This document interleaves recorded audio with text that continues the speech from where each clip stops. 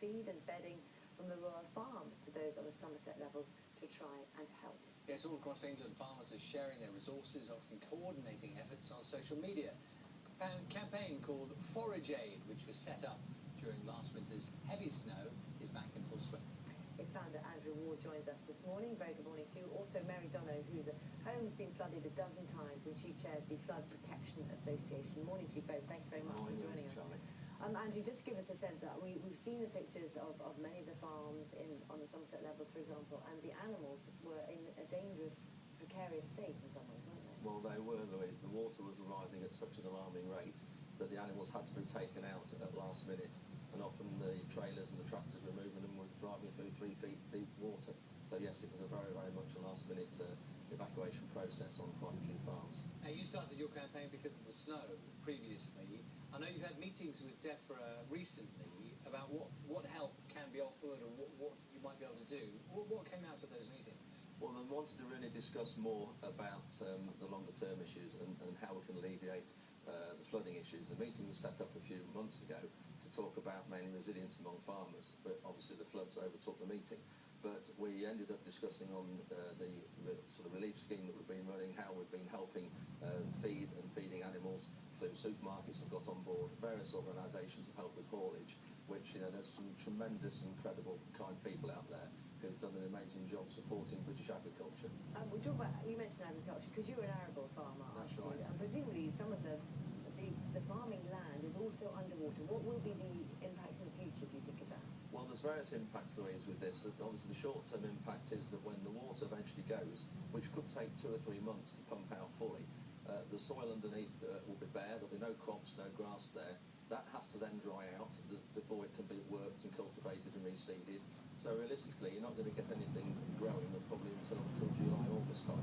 So therefore, the farmers are going to be going into this next winter with no feed whatsoever for their animals, no bedding for their animals at all, and so they're in a real mess at the moment. Then, of course, the long-term implications of that's sort of, if you like, the immediate thing. And then you're going to look at the sort of the financial implications. The farmers there are in such a mess financially that it's going to need massive support from the banks, to help the farmers and the government through this process. Yeah, well, Mary, I know you've been flooded yourself, personally many times. Have you had dealings with farmers as well? Because I know you deal with householders normally. Farmers too have been really caught up in this. I have. I've been doing this for 13 years, and most of my work is completely voluntary. So I support the victims of flooding.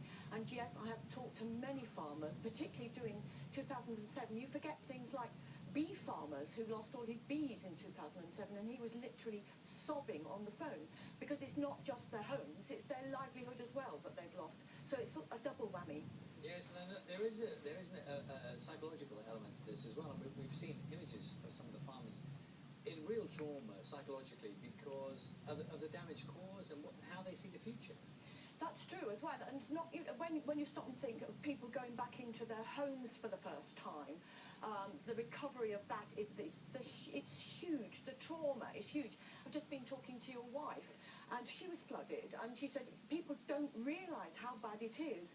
And when you've lost your home and your business is covered in everything that your home's covered in, the actual double whammy of recovering is absolutely huge. And what's been very interesting over the last week or so, watching from our point of view on Breakfast, is how many people are helping other people as well. And that's, Andrew, what you're trying to do, isn't it? That's right, it is. That's what we're trying to do, is help other people and get them through this situation.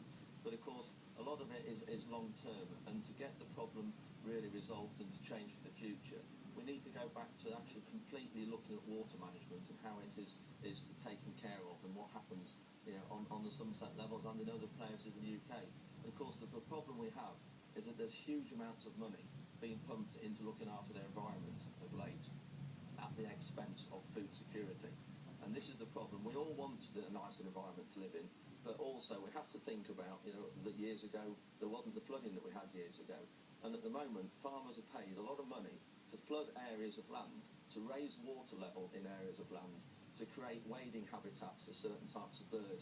And that is just completely wrong. Well, it'll be an ongoing argument, of course. Thank you both very much for your time this morning. A lot of rain falling, of course, yesterday as part of those storms.